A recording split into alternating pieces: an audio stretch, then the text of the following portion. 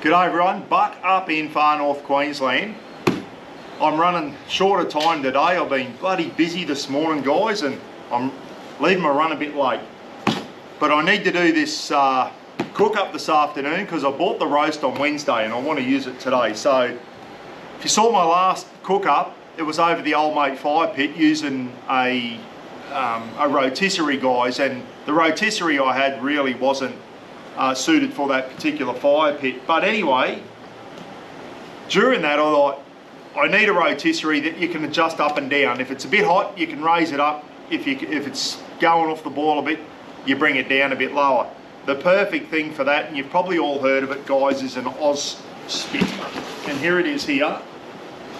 Soon as I finished that clip the other day, I went inside, I got online, and it was $220 from memory, and I think 45 bucks delivery. So the whole delivery always adds a bit more on, doesn't it? Now comes the good thing about this Auspit here, guys, is it folds down into this bag, which means you can take it camping with you, which is absolutely fantastic. So this is obviously the main motor part, and do I have batteries for that? Does it take D-cell batteries? I don't know. I'm going to need a screwdriver to get in there. If it's D-cell batteries, I've got some in the old one, I'll have to use them. The good thing about this too, it runs off battery, so you don't need electricity and all that type of stuff. There's your little skewers. There's a booklet there. What else we got? There's a bracket, a strap. This will be the spike that we all. I'll tell you what. That is yeah. That's got some weight to it, and it's very, very sturdy. So that's what we drive into the ground. Needs to be, doesn't it? Because it's going to be supporting a bit of weight. What else we got here? This thing here's your actual spit that you put your meat on. Little clamp there so things don't slide off the end. It's got an instruction booklet there, and that's it, everyone. That's all there is to it. So basically, you'll see me set it up. Drive that into the ground, and then you've got your bracket, which will go somehow. Your meat goes on there, and the good thing about it is you can adjust the height of it. So anyway, I'll have a tinker around with it. What I need to do in the meantime is get a screwdriver, Phillips head screwdriver. I'm pretty sure I'm going to need 2 D-cell batteries, which I'll just pinch out of the other one. Hopefully they're not flat. All right, I'll set her up in a minute, eh? But yeah, this afternoon we're going to do I've got a nice big rolled roast beef from the Silkwood Butcher. Really good mob down there at the Silkwood Butcher. I was doing a drive the other day, and we went down, did a country drive, and the Silkwood Butcher sells pies, homemade pies, beautiful, and bloody nice coffees. So, and I saw these big roast beefs, and I thought, I need a nice roast to put on the Auspit. So I grabbed one of those, and that's what I'm cooking up this afternoon, a nice big roast beef. That's my favourite. Righto. See you soon. So the old weather's playing funny games, guys. We can't cop a trick up here at the moment. 1 minute it's fine, next minute it's cloudy and windy, then it's pissing down rain. So first thing I'm going to do is bang this steak in.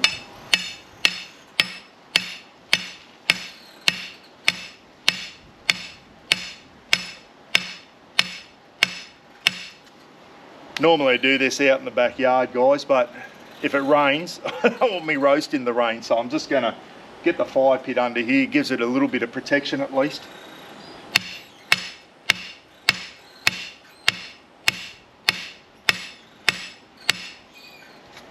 That'll do it. So pegs in. You want it in fairly tight because it's supporting a bit of weight there. Next thing you do is just put this little spring-loaded thing. Got to pinch it right in and slide it down, and that's what stops that's how you adjust the height of your spit. Alrighty. So yeah, 2 D-cell batteries, guys. I just stole the D-cells out of my old rotisserie. So 2 1.5 volt D-cell batteries. I think everyone knows what a D-cell is, the bigger ones, the big round ones, and it's a 3 volt rotisserie. So rightio. So it's a pretty easy setup. I didn't need a Phillips head. You can just undo that. So your 2 D-cells in there. there are 4 screws there. That's not how you get the batteries out. So first thing we do is slip that down over there. Okay, and then you slide your roast on there. I'll do that a bit later on. This thing comes through here with the square bit going towards the back. And then you just slide this, slide that into there, like that. And that's how she works there, everyone. And then you turn him on. Where's the switch? She's spinning around. Rightio. And as I said, you can adjust it. Just pinch that and you can slide it up and down like that, which is fantastic. So if your fire's too hot, you bring him up. If it's a bit, coals are going a bit low, you can bring him down a bit lower. So I'll just bring him up high for now. And there you go. The whole idea of this is so you can take it camping. I've been going to get one of these for years. Steve Fuller even said, "But I can't believe you haven't got one." Nor have I. I've never been a big spit roast type person, but I'm starting to get right into it. It is a good way to cook, everyone.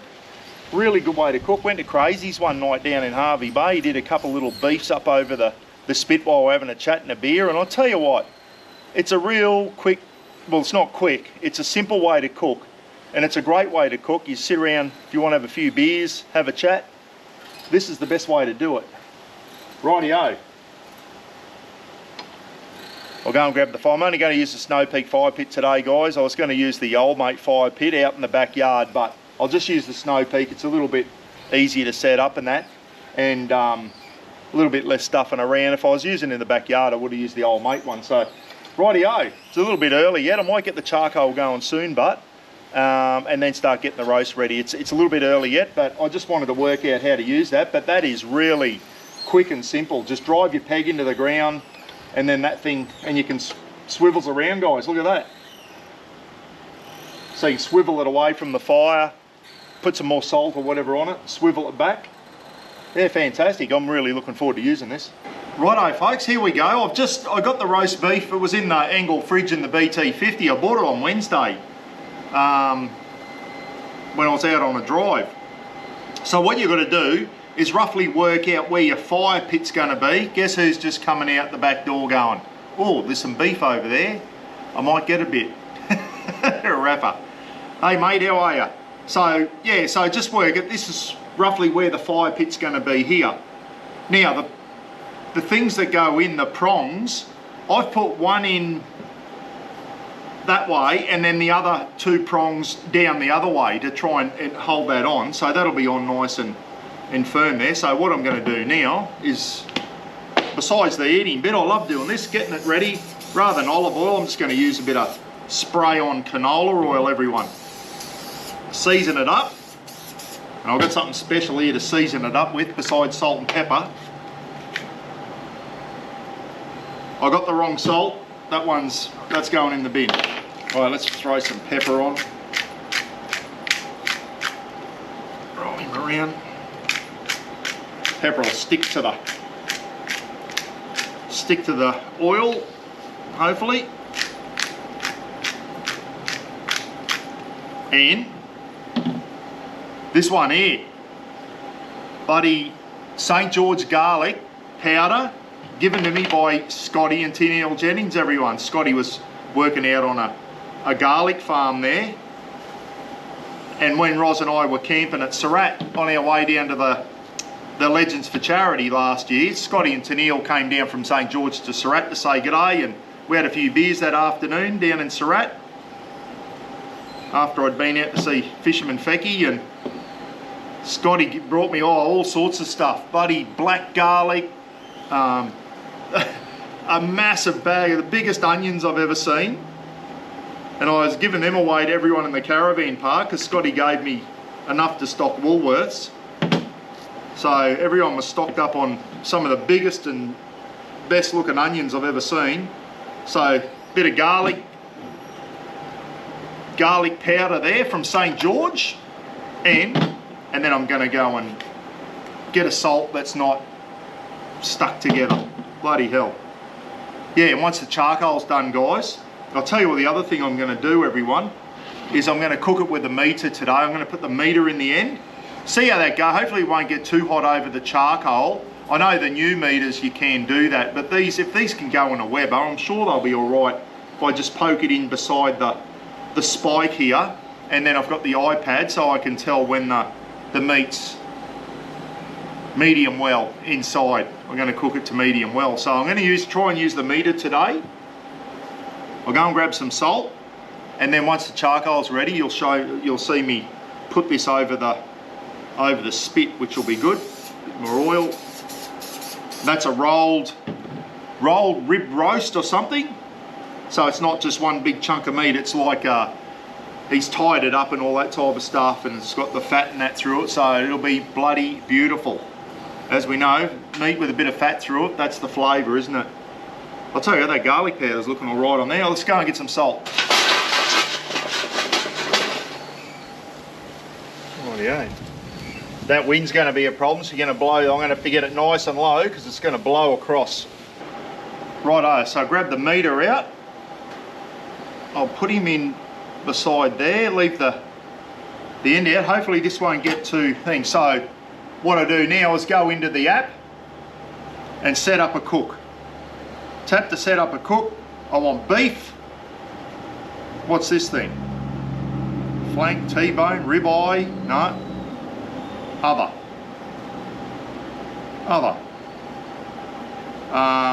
Charcoal grill. Charcoal grill. And I want it medium well. People will be going, medium well, it's got to be medium rare, Buck. Bullshit. Cook it. 68 degrees. So medium well is 68 degrees internal, guys. Start cook. Low battery. Yeah, righto. So the internal temperature at the moment is 5, because it's not even over the 5. The target's 68 internal, and the ambient temperature at the moment is 27 degrees, which isn't too bad. So basically, tells you everything that you need to know. And on this little graph here, it's got where the internal temperature is, where the ambient temp, and tells you how long it's got to go. It's a fantastic app, it really is. You probably can't see that there, but anyway, I'm going to make sure it doesn't overheat over the charcoal. So what I'm going to do now is take this over and put it over and start cooking it. This is the tricky bit, guys. You bring this back here, by the looks of that, sit that in there, and line that one up. That goes in there. In you go.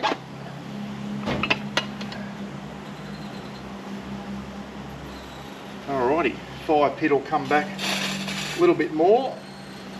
Start him up. Oh, she's going. And now what I need to do is lower it down a bit.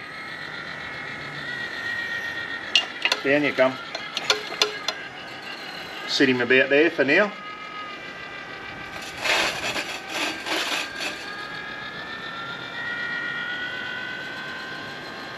How quick and easy is that, everyone? I just hope those batteries last. I don't know how old they are. They are pretty old now. I hope they got enough in there to finish this cook. We'll soon see how we go. Righto, back soon. I've got a special surprise for you. Righto guys, you're probably thinking, what is Buck doing sitting on this bench? I've got a project going on, everyone. Went in and got another set of shelving from Bunnings the other day. Bit of plywood. Cut a rough old hole out so I can get access to the power points, and something's going on with this bench. I'm not going to let the cat out of the bag yet. Can anyone guess what it's going to be? It's not a tool board either, if you're wondering. Hey, the other day, everyone, I was pissed off the other day, and I sent an email to Bob Catter's office.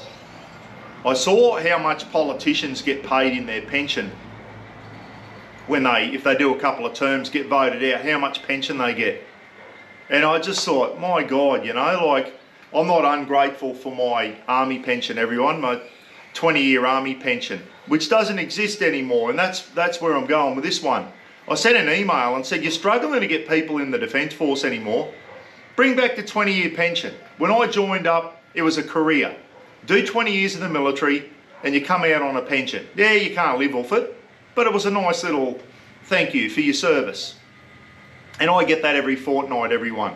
As I said, you can't live off that pension alone, but hey, that and, you know, my work and all that type of stuff when I used to work in the police and corrections and all that, it was a nice little top up to those wages. Hope I haven't got charcoal all over me. But anyway, I sent an email. Anyway, they got back to me and she said, do you want to come in and have a chat about it? So I went in there and she said, Bob's very pro-veteran and she's going to run a few things past Bob and who knows, maybe he'll get up in Parliament and say, you want to start getting people back in the Defence Force, bring the 20-year pension back. It was called the DFRDB pension when I joined. And I'm the last of them on it, guys. They stopped it in 1991. So all your Vietnam veterans and up to my era. I was like the era after Vietnam when I joined up in 82, which was what, 10 years after we withdrew from Vietnam. So I was still on that old scheme. I stayed on it and I'm glad I did. It's got me ahead in life. It's got me to where I am now, being able to retire early, all that type of stuff. So I was in there, I was talking to the lady in the CATA office, and look what was there. There was one can of beer sitting on the bench, and it's Bob Cata's latest beer, everyone. Bob's released his own beer, and it's called Patriot Australia. I don't know, and it's made at Copperload Brewery up in Cairns. So Bob's launched his own beer. He's trying to get it into Dan Murphy's and liquor outlets and that at the moment. I said to the lady, what are you doing with that can of beer? She said, you can have it. I said, I'll do it. I'm going to drink it on my next cook up on YouTube. And she said, I knew you from somewhere. She said, I was trying to work out where I've seen you before. Bloody YouTube. So of all things, one of Bob Cata's staff follows me on YouTube, guys. So I've got it here, Big Bob. I've got a couple of his signs out the front. I'm voting for him. He's mad at times. He is a bit mad, but he gets up him down in Canberra. He gets up him, and if you want to know my political stance, guys, I hate both the big parties. I cannot stand them. They are both responsible for where this country is at the moment, and we've done nothing but go backwards for 20 years. That's for another rant. That's for live feed stuff. But I said I would give old Bob a go. And they said, do you want to hand pamphlets out on the 3rd of May? Give us a couple of hours. Yeah, I'll hand Bob pamphlets out. I vote for Bob, guys, because he wants to shoot crocodiles. I'm all for that. There's too many of them now. They've been protected since 1971, and I'm all for shooting the bloody things. I know a few people have lost their dogs to the damn thing. So here we go. Bob's Patriot Australia. Our beer, our freedom, and our fun. Bob's a true blue Aussie, guys, whether you like him or not. He still gets out, has a crack. Him and all that, Robbie, Shane Knuth, all the Cata party guys, they always are out around their electorate. They're at footy games, they're at markets, they're in the shopping centres. They just always out mixing with the people. And that's why I follow Bob. Him and all his members are always out. And I know there's a lot of other people, you only see them come election time. You see Bob and all the other Cata, Robbie and all that, all throughout the year. They get out amongst their electorate, and that's why I vote for them. They've worked hard all their life to get where they are, and I think they're for the farmers, they're for North Queensland, and he wants to shoot crocodiles. So here we go. I'm going to have a go at Bob's new beer, everyone. I don't know if it's a lager or a bitter. It's, yeah, not bad. I was hoping it wouldn't be that fruity like a craft beer, you know, that feels like, it tastes like someone's tipped perfume in it. This doesn't. This tastes like just a normal beer.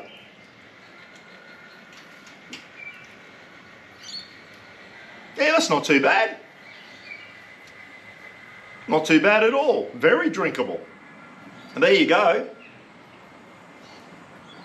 I've got to try and get my hands on a 6-pack of it now. Next time I'm up in Cairns, So it's not out in the thing yet. 4.4, which is a heavy beer now. They used to be 4.8.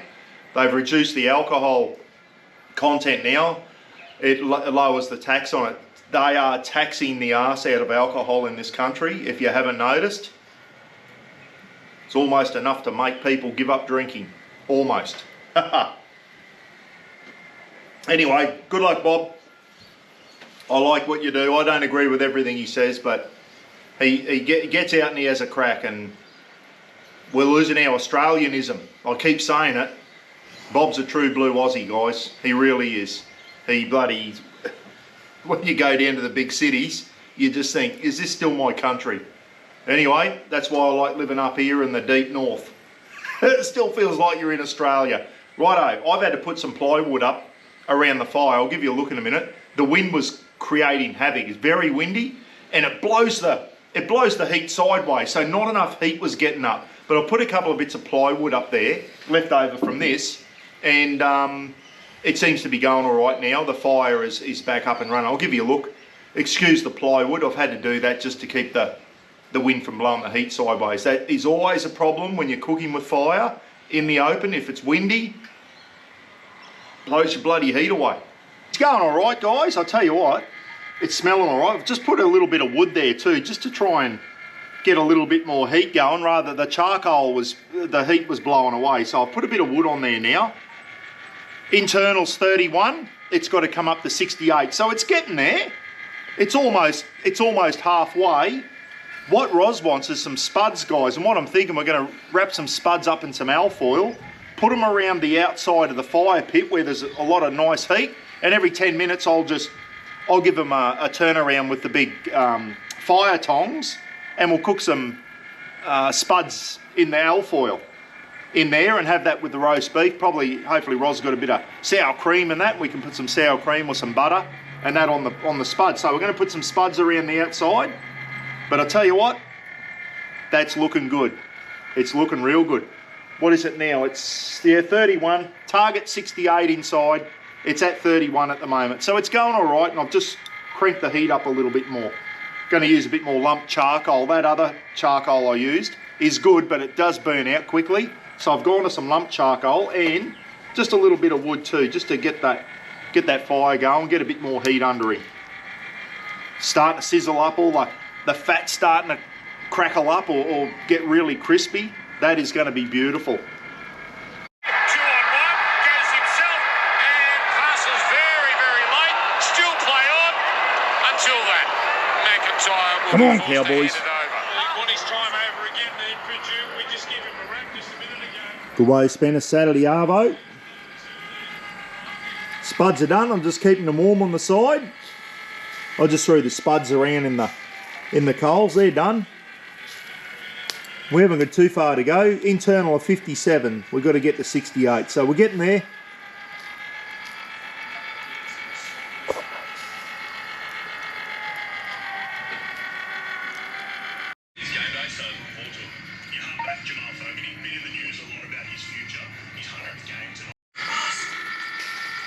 The wind really slowed this cook down today, guys. It really did. But anyway, it's dropped off now and we're going all right.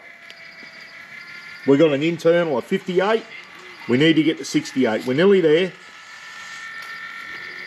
And hopefully, I might have to put a little bit more charcoal on. The spuds are done. I'll turn them in a minute just to keep them warm. Oi, get away, flame. We don't want you there.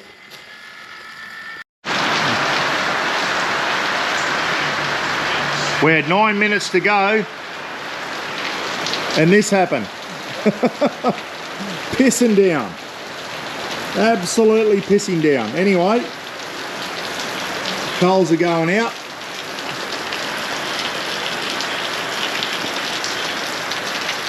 Righto everyone, I salvaged it. I took it inside, put it in the oven on 200 for half an hour, 40 minutes, and cooked it through. It's still in there now.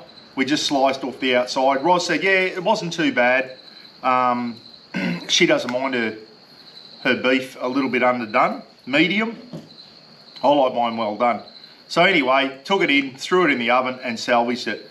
My looking back now, I should have got a smaller, that was just way too big for a rotisserie. Okay, the bigger the meat is on a rotisserie, it's going to burn on the outside, not cook on the inside. It cooks totally different to if you do it in a camp oven or a normal oven. Okay, it's just totally different.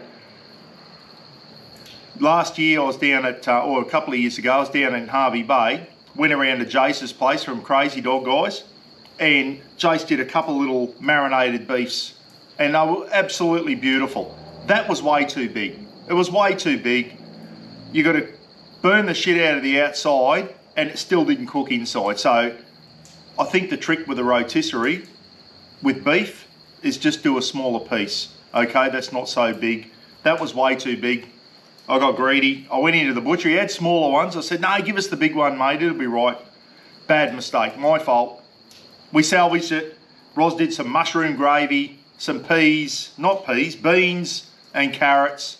And the potatoes were spot on. The potatoes were bloody beautiful with a bit of sour cream in there. So we salvaged it. It come up all right. The beef was nice. Rafa smashed it. Rafa said, I give it the double paws up, Dad. Even though you don't like it, I give it the double paws up. Rafa smashed it, and he's still in there. He knows there's more in the oven, and he's sitting under the oven waiting for some more. Anyway, it wasn't a total disaster. The weather didn't help either, did it? It pissed down with about 10 minutes to go. Anyway, you get that up here in far north Queensland. Take care, be good to each other. You know I don't sit here and every cook-up goes according to plan, guys. I'm pretty honest with you. That one could have gone a lot better, I admit. But we salvaged it, took it inside. Listen, if I was doing a big roast beef like that out camping, I'd do it in the camp oven. It'd come up a lot better. About 20% heat underneath, 80% on top. Take the lid off every half an hour, rotate your roast beef and that. I think it would have been a lot better. I think, and I've said it before, I'm not a fan of rotisseries. They're good, but I still think meat comes out better in the oven or a camp oven and that when it's actually roasted in an oven of some sort. Catch you next time, eh? Be good, take care. We'll catch you again soon for another cook up. Hopefully go a bit better than this one. Still hope you enjoyed it anyway. See ya.